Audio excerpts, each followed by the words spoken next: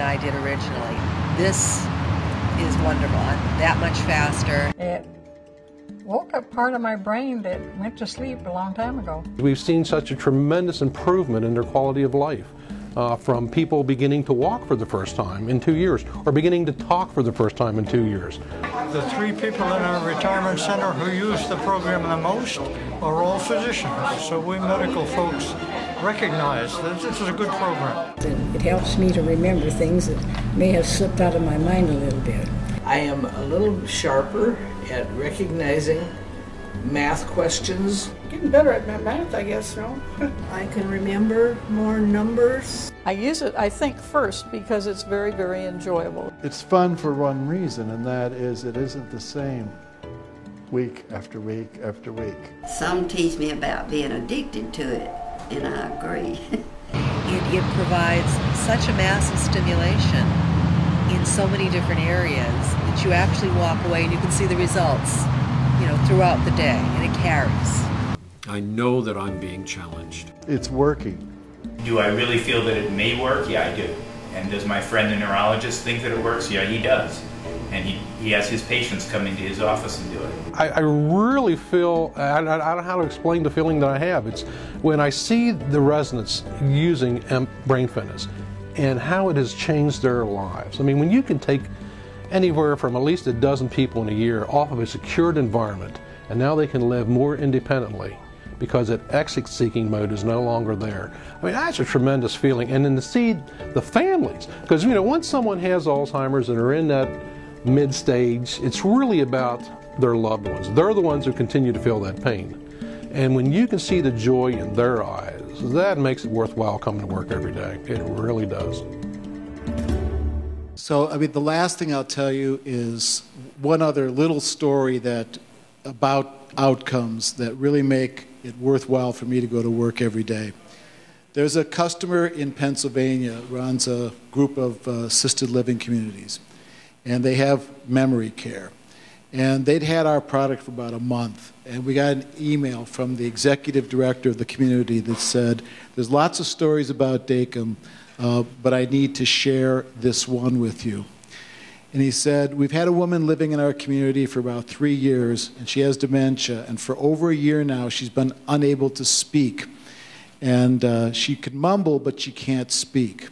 She's been doing your program for about a month, and the other day she was doing a session that had a lot of piano music in it. And there was a caregiver standing behind her named Beverly. And at the end of the session, this woman who hadn't spoken in over a year, who had dementia, turns to the caregiver and says, Bev, I wish I had learned to play the piano when I was a little girl. Well, Bev, the caregiver, almost fainted. And this woman today is still speaking now, 2 years later and 2 years further into her disease.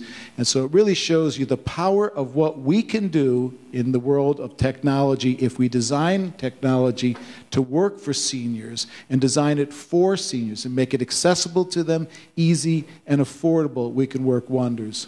Oh, thank you, Dan. Thank you, Susan.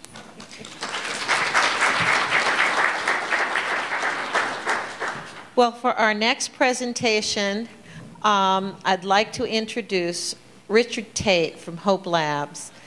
He's the Director of Communication and Marketing. Richard is responsible for HopeLabs' media, public relations, and product marketing activities. HopeLabs is a nonprofit and founded by board chair Pam Omidyar. Is harnessing the power and appeal of technology to promote positive health behaviors in young people. Because although this afternoon has been all about seniors and this morning was all about health, you could see by the film here it wasn't all, there was a multitude of age groups that used many of these products that we have here today. And so HopeLabs' approach combines scientific research, innovative approaches to technology and development, and the direct approach of young people themselves to produce products that measurably improve their health and quality of life. A video game remissing, sorry, It's okay, Susan. I'll get to all of that. Okay, you'll get to all of that. Okay, great. I'm going to give it to Richard because, as you can tell, I'm starting to fall apart. It has been a long day. You guys are such troopers, and I love, Susan, that we're ending with something really positive. Dan, I love that video. It's so great to hear the voices of ultimately the people that we serve. It's great to talk about cool products and new technologies, but ultimately that's what it's all about. Susan mentioned HopeLab, the organization I'm with, is a bit of an anomaly this afternoon in that we focus primarily on kids health. And also, we're a nonprofit. We're not selling product, but we are deeply interested in technology and leveraging technology to improve kids' health. So I'm going to spend a few minutes introducing you to our products, but also talking about quality of life and how we engage customers, which is really core to the work that we do to develop technology that measurably improves the health of young people. That's another way of saying that we actually spend time listening to our customers in order to inform the way that we're designing technology. And in doing that, we find that we have better results, better outcomes in terms of the product's impact and effectiveness. So I just wanted to mention that we are founded and still led by Pam Omidyar. You mentioned, Susan, her name may be familiar to you. She is the wife of eBay chairman Pierre Omidyar, and she's deeply interested in technology, health for young people, but also scientific research as well. So she's really informed how we're doing what we're doing. I want to talk a little bit about customers. We all think about customers, those of us who are fortunate enough to have customers, whether there are hundreds of customers or hundreds of thousands of customers. But I think oftentimes we think about customers in terms of numbers. We think of customer behavior in terms of their purchasing behaviors. Perhaps we engage with them when there are customer service issues. But there's a lot more that we can learn from our customers. We at HopeLab actually have created a process in which we are engaging our customers in every step of our development process to inform how we create technologies. We focus on kids and health because in part that is the vision of Pam, but also we focus on technology because that's where kids are. And increasingly, I think regardless of what age you are, there are technologies that are supporting the way that you live.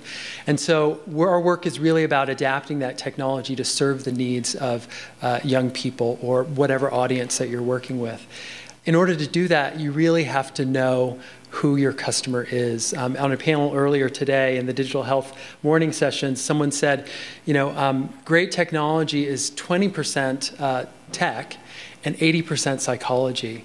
And what he was saying is that it's really about understanding how people think, what they really need, what it is that they do in their everyday lives, and then engineering technology to support positive health behaviors or whatever outcome that you're after. But in order to do that, you have to spend substantive time with your customers. They have experiences that inform how they might interact with your product, and that's something we think a lot about at HopeLab. So let me give you a couple of examples of this. Our first product at HopeLab was a video game called Remission, designed specifically for teens and young adults with cancer. The game was launched in 2006, and we've exhibited at CES a couple of years running and have participated in the Kids at Play Summit with this particular game. Remission looks much like any commercial video game that you might buy or rent, but the objectives and the impact that it has are quite different. So we, as a scientific research organization, conducted a randomized controlled study of Remission and found that kids who play the game stick to their meds more consistently, and they have an increased sense of power and control over their disease. And these are all critical components of coming successfully through cancer treatment. Those are the objectives that we were after in developing the game, and they're thrilling results. And the game now is being distributed in 81 countries, and we believe is supporting the health and well-being of hundreds of thousands of young cancer patients. But the way that we created this game was actually talking to young cancer patients themselves. They deeply informed every step of the development process, from the character design to the way that the levels played to the look and feel of the packaging, because we knew that this had to compete with other products that are out on the market.